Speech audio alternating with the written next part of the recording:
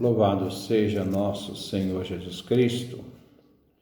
Nós vamos começar, essa aqui é uma série mais simples, a leitura e comentário sobre a liturgia do Concílio Vaticano II, um documento do Concílio Vaticano II, que merece toda uma reflexão, toda uma atenção.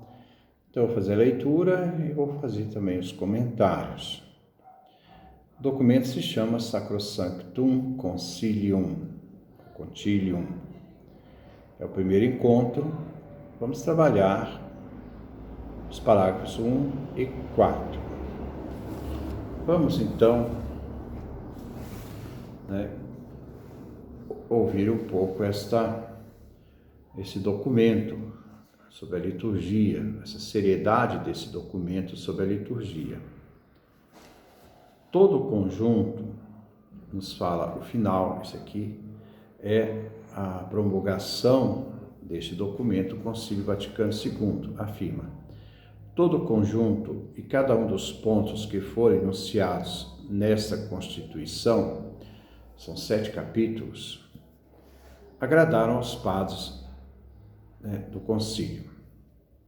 E nós, pela autoridade apostólica, aqui é Paulo VI, por Cristo, a nós confiada, juntamente com os veneráveis padres, no Espírito Santo os aprovamos. Aqui nós temos o magistério da Igreja. O magistério da Igreja, um bispo sozinho não é o magistério da Igreja, ele é um membro do magistério. O magistério da Igreja é quando todos os bispos do mundo inteiro estão unidos ao Papa, formando assim o magistério. Este é o magistério. Uma conferência episcopal são representantes do magistério numa determinada região, mas não é o magistério da Igreja. Então aqui nós temos o magistério da Igreja. Então por isso ele fala, juntamente com os veneráveis padres, os padres conciliares, no Espírito Santo, os aprovamos, decretamos e estatuímos. Ainda ordenamos que o que foi assim determinado em concílio ecumênico, claro, seja promulgado para a glória de Deus. Roma, a São Pedro, junto à sede Pedro, no dia 4 de dezembro de 1963. Então vamos fazer a nossa leitura desses primeiros 4 itens do concílio. Vamos dizer, podemos chamar de parágrafos. Paulo, bispo, isto é, Paulo VI, servo dos servos de Deus, juntamente com os padres conciliares, os bispos reunidos para a perpétua memória do acontecimento. Então aqui, esse é um documento do magistério. Quando a CNBB solta um documento, não é documento do magistério. São uma parcela do magistério, mas essa parcela não define aquilo que é fundamental para a fé da Igreja, em questão de moral e de fé. Isso é só os concílios ecumênicos, onde o magistério se reúne com o Papa. Proêmio, início. Primeiro, o Sacrosanto Concílio propõe-se fomentar sempre mais a vida cristã entre os fiéis. Este é o objetivo do concílio, é fomentar, incentivar a vivência dessa fé na vida cristã entre aqueles que creem, os fiéis. Acomodar melhor às necessidades de nossa época as instituições que são suscetíveis de mudança. Isto é, nós temos que ver a dinâmica da história. E a dinâmica da história traz suas necessidades próprias. Dentro dessas necessidades próprias, o concílio viu a necessidade de fazer a reforma litúrgica. para favorecer tudo que possa contribuir para a união dos que creem em Cristo, porque a dimensão disto é a dimensão eclesial.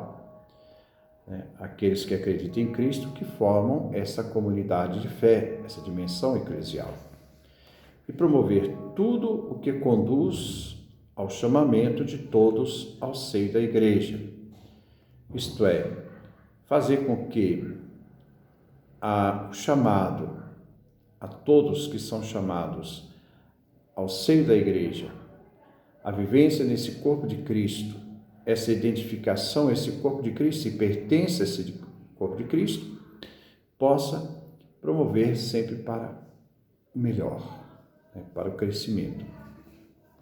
Por isso, julga ser seu dever, então a questão da decisão da consciência, de pastores, de igreja, daqueles que são responsáveis pela unidade da igreja, é dever, não é?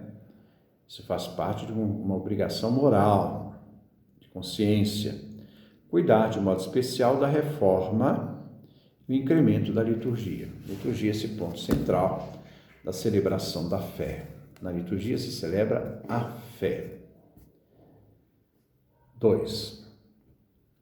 Pois a liturgia, pela qual, principalmente no divino sacrifício da Eucaristia, então, aqui ele faz uma referência especial à celebração eucarística, à missa, se exerce a obra da nossa redenção. Está verdadeiramente presente ao celebrar a Eucaristia, a obra da redenção operada por Cristo. E contribui do modo mais excelente para que os fiéis exprimam em suas vidas, isto é, a vivência da fé, a partir daqueles que celebram a Eucaristia, e aos outros manifeste o mistério do Cristo, Cristo vivo, presente naqueles que participam deste mistério da redenção e se tornam também instrumentos desse mistério da redenção, porque a partir do momento, isso aqui eu estou extrapolando o texto, mas a partir do momento que você comunga ao Cristo, você participa da Eucaristia, você participa daquele sacrifício incruento, você, ao comungar, você está se tornando no outro Cristo, cuja função é a missão. Mas isso aqui é um acréscimo meu ao texto. Isto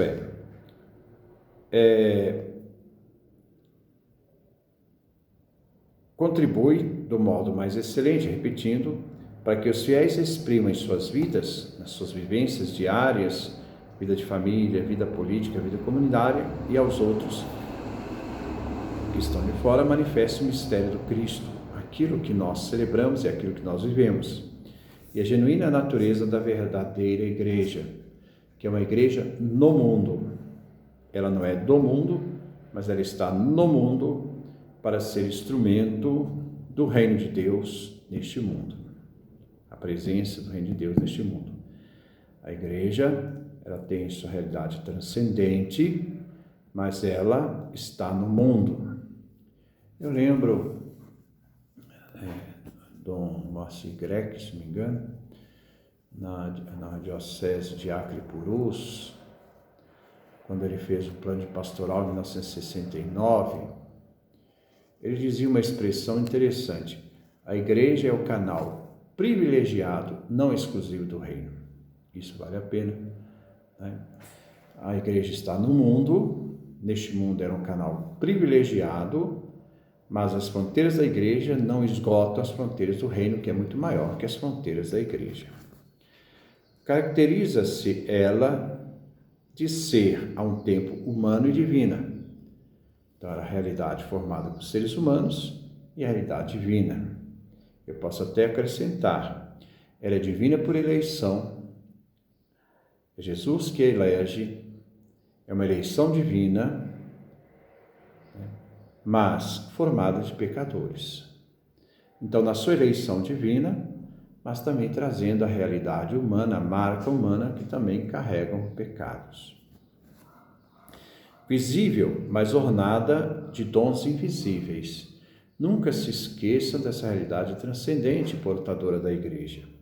Operosa na ação, porque ela tem uma ação pastoral, histórica e devotada à contemplação, porque sempre se deve ter em vista de que aquilo que nós cremos é uma realidade muito maior do que aquilo que nós podemos viver dentro das estruturas da história.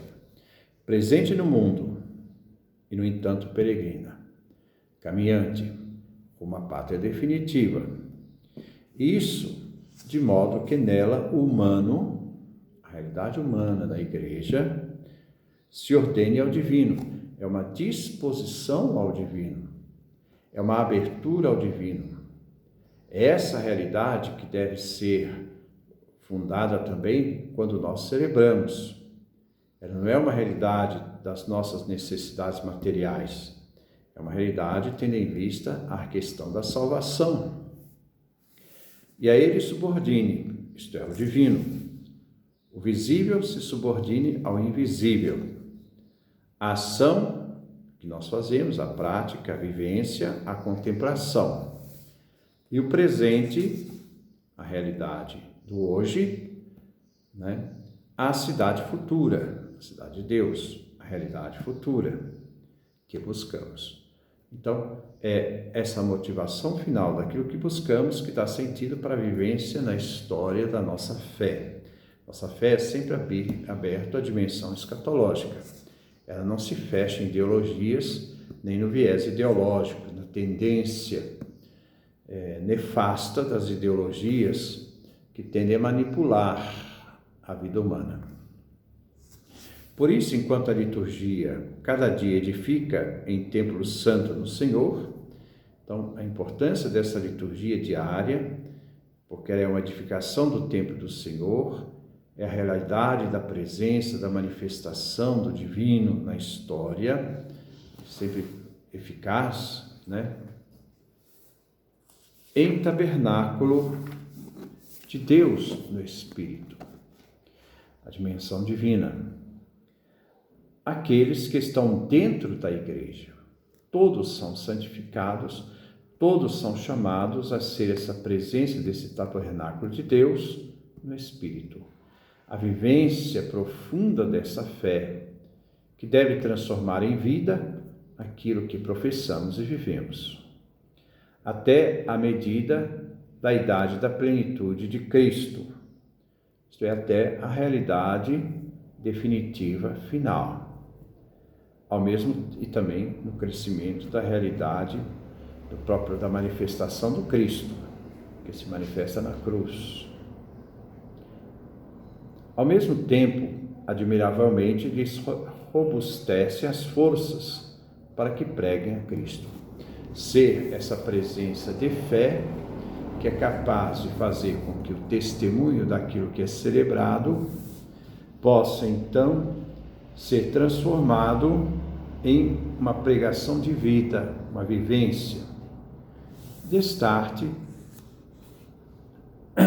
ela mostra a Igreja aos que estão fora como estandarte erguido diante das nações, esse testemunho, essa vivência de fé viva, sobre o qual os filhos de Deus dispersos se congregam num só corpo.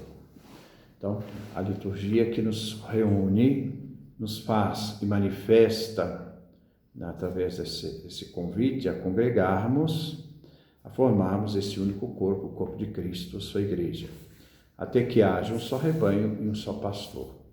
Essa vocação da vivência cristã que deve atrair a humanidade a esta unidade. Então, nunca afrontar o mundo como se os valores evangélicos fossem uma guerra santa, não. Mas sempre abertos ao mundo e, através do testemunho de vida, cativar as pessoas para que elas também participem dessa unidade. Então, não posso fomentar o ódio e a violência, nunca. Parágrafo 3º. Por essa razão, o Sacrosanto Concílio julga que, então, é um parecer do Concílio Vaticano II, Concílio Ecumênico, Para a reforma e o incremento da liturgia, para o crescimento da liturgia, para a reforma, devem ser relembrados os princípios da liturgia e estatuídas as normas práticas que se seguem. Então, vão dar-se as normas práticas, que vai ser o desenvolvimento do próprio documento. Entre esses princípios e normas, alguns a que podem e devem aplicar-se tanto ao rito romano quanto aos demais ritos. Então, há uma realidade comum, tanto ao rito romano quanto aos ritos orientais. Embora as seguintes normas práticas, essas normas que vão definir esse concílio, devam ser entendidas somente com referência ao rito romano. Vai ter, para as igrejas católicas de rito oriental, as normas próprias. Aqui ele vai praticamente, embora o geral possa servir aos ritos, diferentes aos outros ritos, mas aqui se refere mais ao rito romano. A não ser que se trate de assuntos que, por sua própria natureza, afetem também os outros ritos. Então, aquilo que tem de comum, né, aqui é tratado também juntamente. 4. Parágrafo 4. Enfim, obedecendo fielmente à tradição, a Igreja sempre está voltada à tradição.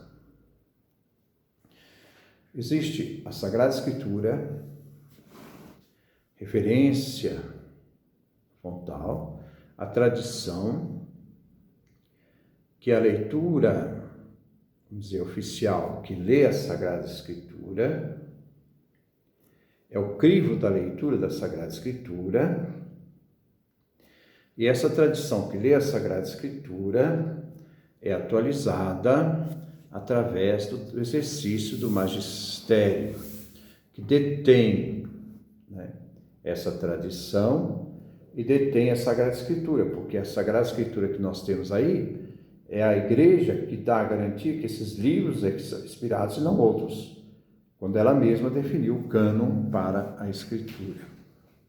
Por isso que a Escritura é o livro da Igreja, deve ser lido na Igreja, é litúrgico, e para a Igreja, os destinatários da leitura. Enfim, oferecendo fielmente a tradição, obedecendo fielmente a tradição, o Sacrosanto Concílio declara que a Santa Mãe Igreja considera todos os ritos legitimamente reconhecidos com igual direito e honra. Então, a Igreja respeita os outros ritos. Existem outros ritos. Nós aqui seguimos o rito latino, o rito da Igreja Romana. Mas na Igreja Católica existem outros ritos, né? Tem o siríaco, maronita, né? Tem um rito milanês, né?